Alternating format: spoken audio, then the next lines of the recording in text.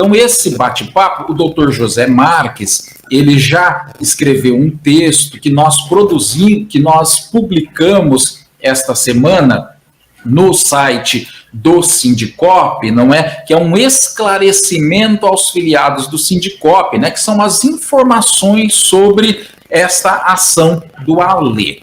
Realmente a ação do ALE, certo? Ela traz uma grande preocupação, não só àqueles servidores públicos que têm direito ao resultado, né, do que foi julgado pelo Tribunal de Justiça em São Paulo, mas também é uma preocupação do próprio sindicato e do próprio departamento jurídico do sindicato. É uma ação complexa, uma ação que nós, às vezes, denominamos, né, de um jogo de xadrez, porque envolve muitas questões, certo? E questões complicadas, certo? Que exige conhecimento jurídico e exige conhecimento do processo. Essa ação, ela deu início em 2013. Antes de 2013, nós tínhamos em vigor a Lei 1109, que no artigo 4º trazia uma forma de pagamento ou de integração do ALE no salário do servidor público, no salário do ASP. O artigo 4º, ele determinava, né, da Lei 1109, que houvesse a integração do ALE na forma de quintos. Então, a cada ano, 1/5 seria integrado no salário base do servidor. Em 2013, certo, veio essa nova lei, a Lei 1197, e revogou o artigo 4º da Lei 1109, e dispôs que o ALE seria integrado aos vencimentos dos servidores. Nós entendemos, como já havia, certo, uma determinação legal anterior de que a integração do adicional seria pela totalidade, seria de 100%, que a lei deveria contemplar também a integração de 100% do ALE no salário base do servidor. Com isso, o Sindicop entrou com a ação coletiva pedindo que o Estado cumprisse aquilo que estava na lei, que era a integração de 100% do ALE no salário do servidor. Em primeira instância, essa ação foi julgada improcedente. O Estado alegou que cumpria o que estava na lei, uma vez que o Estado havia determinado a integração de 50% do adicional no salário base e 50% no RETEP. E, somando os dois 50%, contemplaria aí os 100% exigido pela lei. Então, nós perdemos essa ação aqui em primeiro grau. O sindicato fez o recurso, o departamento jurídico fez o recurso de apelação, foi para o Tribunal de Justiça de São Paulo, e no Tribunal de Justiça em São Paulo houve a reforma da decisão. Então, aquilo que nós havíamos perdido aqui em primeira instância, que era o pedido de integração de 100% no salário, foi reformado pelo Tribunal de Justiça em São Paulo, e com isso, certo, foi determinado que houvesse a integração de 100% do adicional do exercício no salário base do servidor. Dessa decisão em São Paulo, a Procuradoria do Estado entrou com recurso extraordinário. Então, veja bem, nós pedíamos em primeira instância 100%, a Justiça não concedeu 100%, recorremos, o Tribunal em São Paulo disse, não, o sindicato tem razão, certo? Os servidores representados pelo sindicato têm razão, reforma a decisão e é para conceder 100% no salário. O Estado não concordou com essa decisão e recorreu, entrou com recurso extraordinário para que a matéria fosse apreciada pelo Supremo Tribunal Federal. Só que todos os recursos para a terceira instância, ela passa por uma fase de apreciação se os procedimentos estão atendidos para que o processo siga até a terceira instância. Porque existem alguns procedimentos específicos para que o recurso seja apreciado pelo Supremo Tribunal Federal ou pelo Superior Tribunal de Justiça. Nessa análise preliminar, o tribunal em São Paulo entendeu que não preenchia, o recurso do Estado não preenchia os pressupostos processuais e negou o seguimento ao recurso do Estado. Então, o que é que o Estado estava fazendo? O Estado estava recorrendo de uma decisão do Tribunal de Justiça que havia determinado o pagamento de 100% no salário base. Né? Houve a negativa de seguimento do recurso, cabia agravo do instrumento, se a Procuradoria do Estado não apresentou o agravo do instrumento, e a decisão do Tribunal de Justiça de São Paulo transitou em julgado. Transitou em julgado, retornou à instância de origem, retornou à vara de origem, a vara de Bauru, e aqui o sindicato, então, pediu o cumprimento da decisão judicial, que era a integração de 100% do adicional no salário base do servidor. A execução de sentença, certo, no Código de Processo Civil de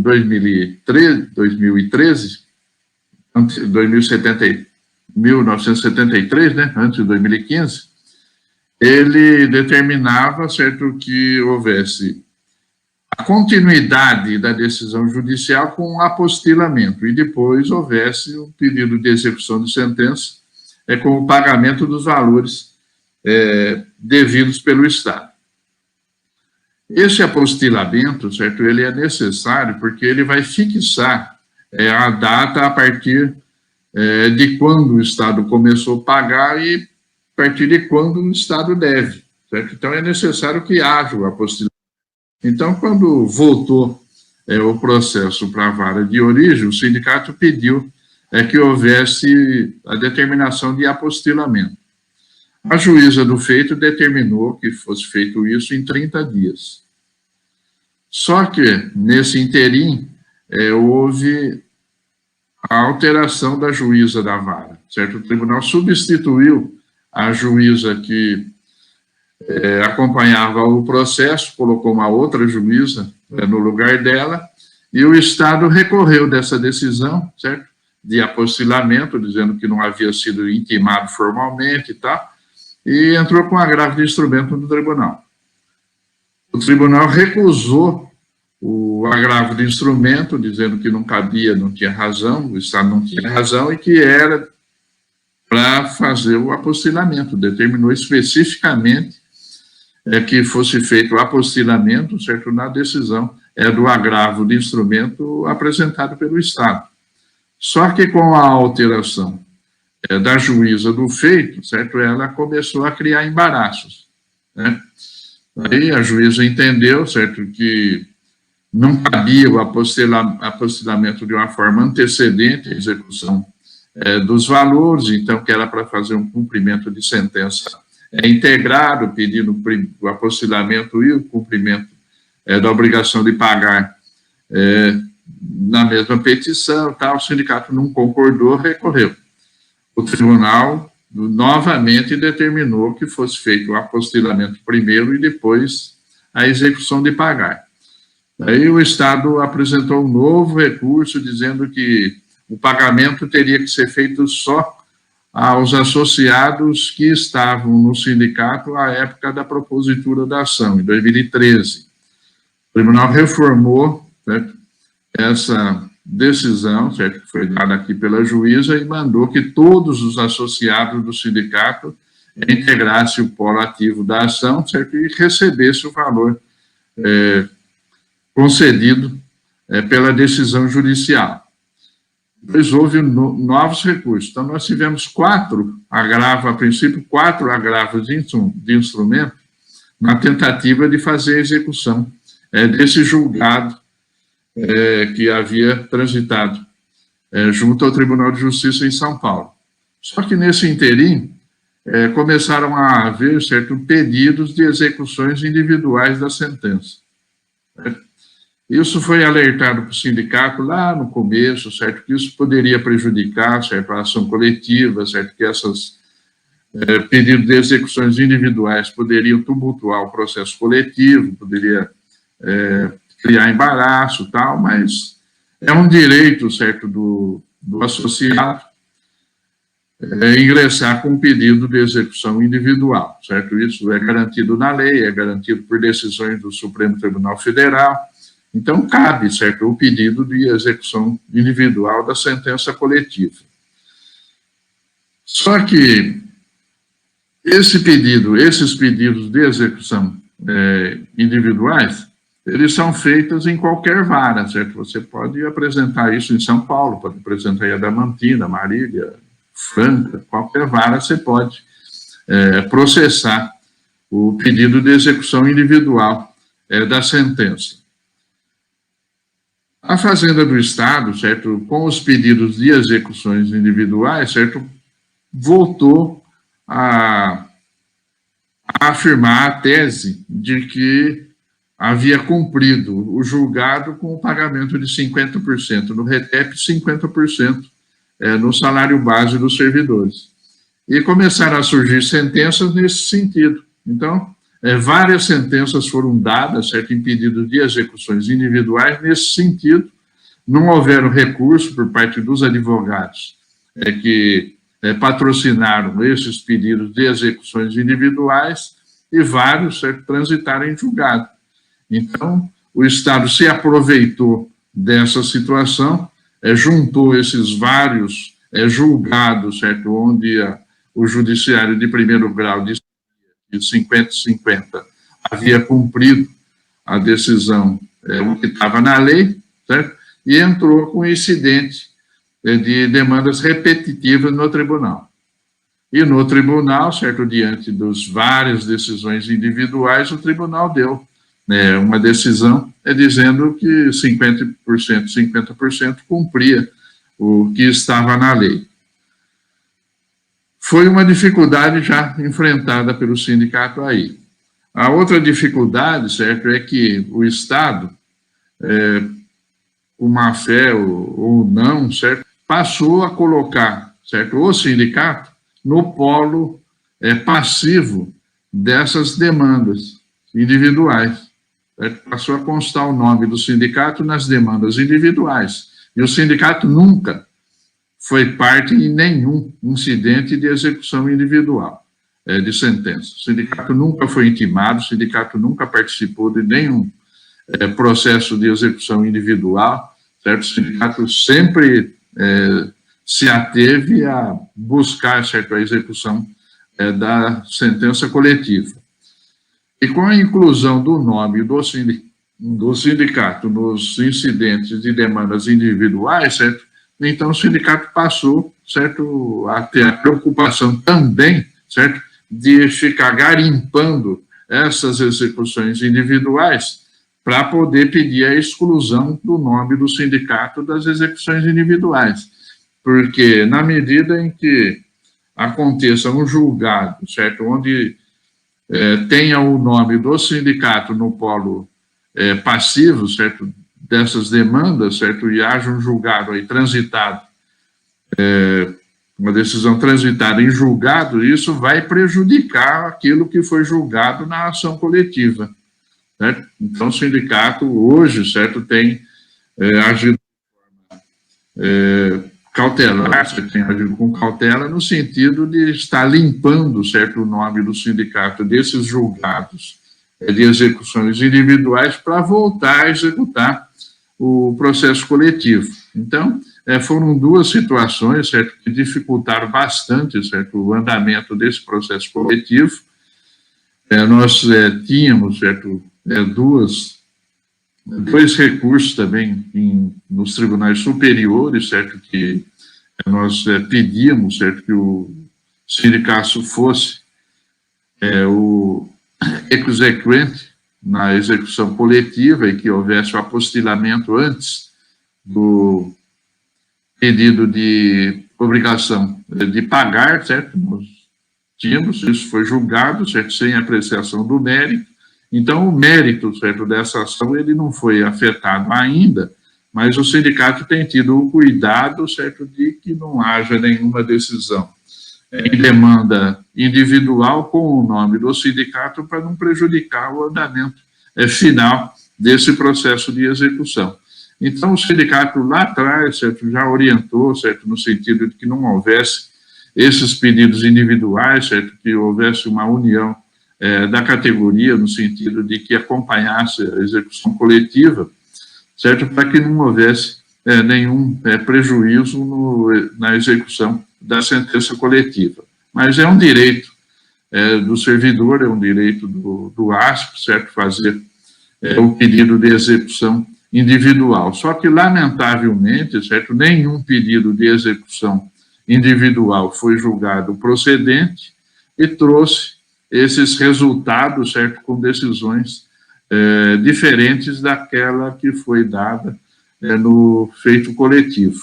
Então, nós estamos aí, essa semana ainda, certo, nós pedimos, certo, que fosse excluído o nome do sindicato, em um processo que está numa demanda individual do Superior Tribunal de Justiça, e feito isso, certo, que talvez não demore muito, certo, feito isso, o sindicato, se não houver nenhum entrave, volta a pedir a execução do julgado coletivo. Existe a obrigatoriedade do Estado no cumprimento de 100% do adicional no salário base do servidor. Mas é uma demanda complexa, uma demanda que exige cautela por parte do sindicato, por parte do departamento jurídico, mas nós temos tido todo o cuidado de que não haja nenhum entrave aí, no sentido de fazer a execução desse julgado coletivo. Doutor José Marques citou aí este pedido, deixa eu colocar aqui na tela, doutor, este foi o pedido, né? Eu vou até, acho que o pessoal não consegue enxergar muito, eu vou ler aqui, ó. Assim, requer a exclusão do nome da entidade sindical como parte nos autos, mesmo que como interessado, entre aspas, para a garantia e preservação de seu direito à execução do título judicial advindo da decisão transitada em julgado na ação coletiva. Aí tem o número da ação. Doutor José Marques deixou, né, doutor? Muito bem claro isso daí. Esse pedido, ele tem, né, como fundamento, certo, a garantia de que não haverá, certo, nenhum julgado estranho, certo, à decisão que já foi dada pelo Tribunal de Justiça no cumprimento da determinação de que haja a integração de 100% do adicional no salário base da categoria. É importante, certo, essa integração, porque além da integração no salário, certo, no salário base, ela tem os reflexos, né, reflexos no RETEP, nos quinquênios, na sexta parte. Então, é importante que isso esteja no salário base do servidor, para que o servidor tenha garantido também esses reflexos, certo? Só que, apesar de haver essa garantia, certo, nós temos um julgado específico, certo, e não foi o sindicato que promoveu, certo, essa discussão no tribunal, certo, mas nós temos duas decisões do Tribunal de Justiça nesse processo do ARES, certo, que determina especificamente, certo, que somente os associados do sindicato serão beneficiados com a decisão judicial. Então,